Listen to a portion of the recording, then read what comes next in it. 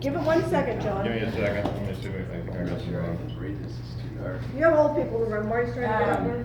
Go stand, there's a light. Stand by the light. Stand by the light. Oh, and the light. Don't go into the light. Oh. I'll try to do it here, see if we can see it. So, to Brian's point, when I was a little kid, I always loved that limerick, there once was a man from Nantucket. Some of you know it. Sorry. Hopefully some of you don't. I do. You do? Okay, good. It was one of my favorite limericks. And so since I think Tierney turned 40, for all my friends and family, for milestone occasions, somehow I started writing limericks for the people that were going through that milestone occasion, and it's meant a lot to me, and hopefully it's meant something to the people who I wrote them for. And I think what better person than somebody who's 100% Irish to have a limerick addressed to them. So here we go. It's called Jim Ryan Turns 85. There once was a man named James Johnson Ryan.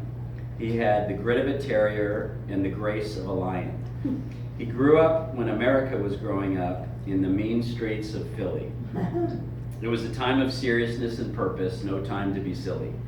His dad was a businessman and his mom a respected doc. A trailblazer, Mimi was acclaimed well beyond the local block. After graduating Temple, he did his duty with a stint in the war. Many friends and adventures in Germany, it wasn't a chore. I think we've got some support to that. He returned to the States and was introduced to the beautiful Sues. He was struck immediately. This wasn't one he was going to lose. The dashing couple set off west and settled in the Steel City. It was early days for that great city, but the air was still shitty. Awash with hope and expectations, they had 2 kids, a boy and a girl, the perfect nuclear family to give life a firm whirl. The kids were good, but liked to get in a spot of trouble. Nothing too damaging, but it caused some gray in his stubble. He brought skiing joy to many from the hills of Boyce Park. His work ethic was legendary, toiling from morning to dark. Always thinking about business, he knew there had to be a better way. The west coast of Florida was undeveloped and not yet in play. He had a vision and jumped into the real estate game. His timing and foresight was impeccable. It was a hot burning flame. He achieved great success, but remained humble and kind, a less showy and ostentatious man, impossible to find. His family expanded. Soon there was Linda and me.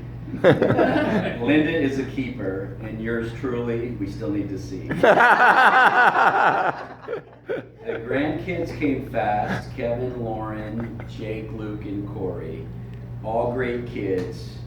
The next generation brings youth and vigor to the story. Can't forget Archie, Edith, Tyler, and Lulu. They're kids in later life. Constant companions, they fit like a fork and knife. Lifelong East Coasters, we never thought Jim and Sue's would come out west. Not an easy transition, it was going to be a sizable test. With help from Brendan and Tierney, it was a labor of love. It all worked out, and the Versailles fits like a glove. We're happy, we are here to celebrate Jim and his life well lived. He is a man of honor and kindness, someone always willing to give. Please join me as we raise a glass to a man we all deeply love. His presence and influence in our lives is a grace from above. There once was a man named James Johnson Ryan. He had the grit of a terrier and the grace of a lion. Wow. Fabulous. Wow. John, that's beautiful. Cheers. Cheers. Well done. Well done. Thank you, John. That was really